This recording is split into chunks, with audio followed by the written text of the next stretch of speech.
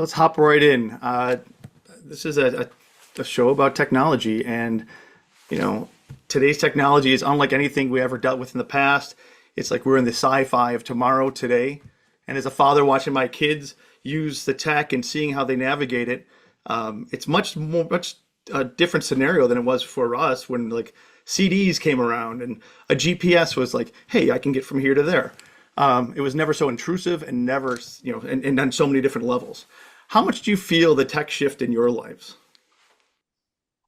Wow. Well, I shifted from like trying to go a little more to tech savvy into going a little bit more analog, like, uh, writing things with my hand.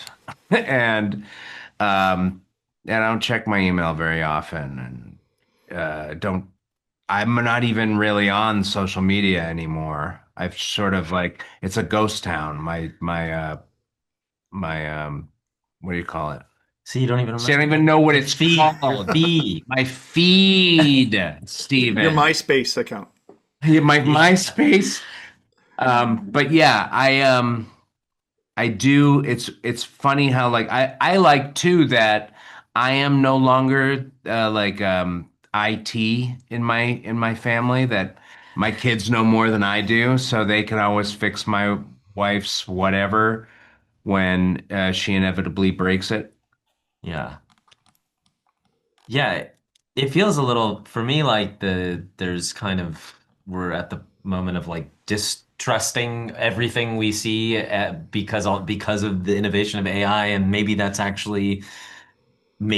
going to push everyone away from the screens a little bit because you just don't know what is what anymore. So you've got like if you can't rely on anything, then maybe we'll put our phones down for a minute. I definitely feel the pull more and more towards the analog. And yeah, and you just like you go.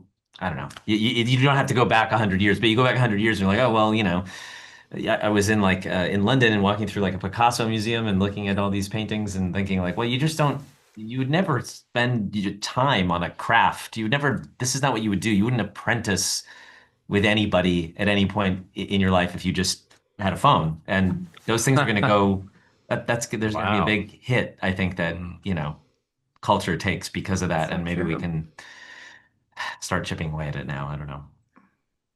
Yeah, I think for me, I mean, the biggest one I can think of is I have a 4-year-old and a 2-year-old, and like so much of our life is like spying on them, like while they sleep, or like measuring everything, and like all these devices, like that I rely on the monitors. Then it's like an app on your phone, and it's like take their temperature, and there's an app, and here's their music box, but there's an app, and it becomes like incredibly overwhelming, and also makes you question like who else is looking at my child sleep? Yeah. Like it's kind of creepy. And at a certain point, I just want to like just put a regular thermometer up their butt. Yeah.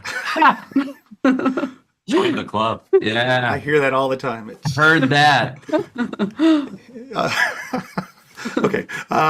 So I was talking to the young adults in this series, and I was thinking if you took someone from say the '90s and brought them to today, it wouldn't take long for them to catch on. But if you took someone like especially the younger generation, took them and put them in the past, it's like they might perish the first time they saw cursive and didn't know how to read it or Yeah. didn't know how to Use, figure out how to use a map. it'd be useless. True.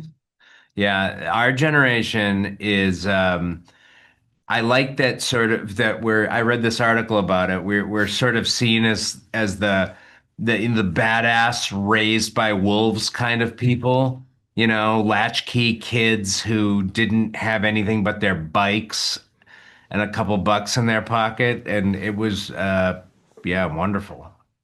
Betamax. And yeah, we could beat the crap out of them at life. Yeah. I love having that power to lord over them. Yeah. It would be a really interesting film seeing that and watching the analog versus them using drones on us and be like, well, I'm just going to punch you in the face, but It'd be a funny time travel movie. Like they just go back 10 years and they immediately die on. They cannot even sort of, everything is so dramatically different in 2015. Uh, Yeah. It really is. That's the incredible thing about it. There's so much to talk about this series, so I can't get into everything. But if you're red pill, a blue pill, you have to choose. With today's technology, is it a blessing or is it a curse? No in the middle. Which one do you choose? Blessing or curse, and why?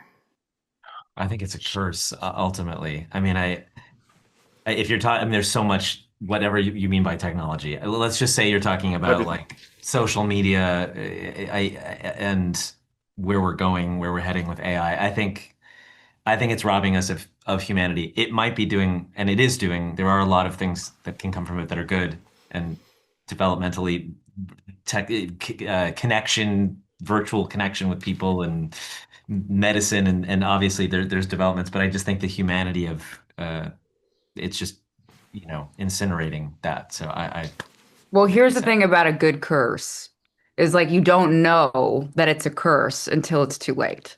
So I think, Yeah. it's we've all believed that it was this incredible thing, and it is. But at the end of the day, it is Yeah, we bought our into demise. we bought into the sort of the myth, and that was just like, oh, this remote control works great. I can program it on my computer, and now we're not even talking. I mean, who makes remote controls anymore? They're making, databases for your data. and your mama. Bravo. Well, I do have to wrap up. I could That talk was about really this beautiful. forever. If you're ever in New York and you want to sit down, phone free, and chat about this, I'd love to hear more of your thoughts. But until then, I'm enjoying the series and I can't wait to watch more. Thank you so Thank much. you. Thank you.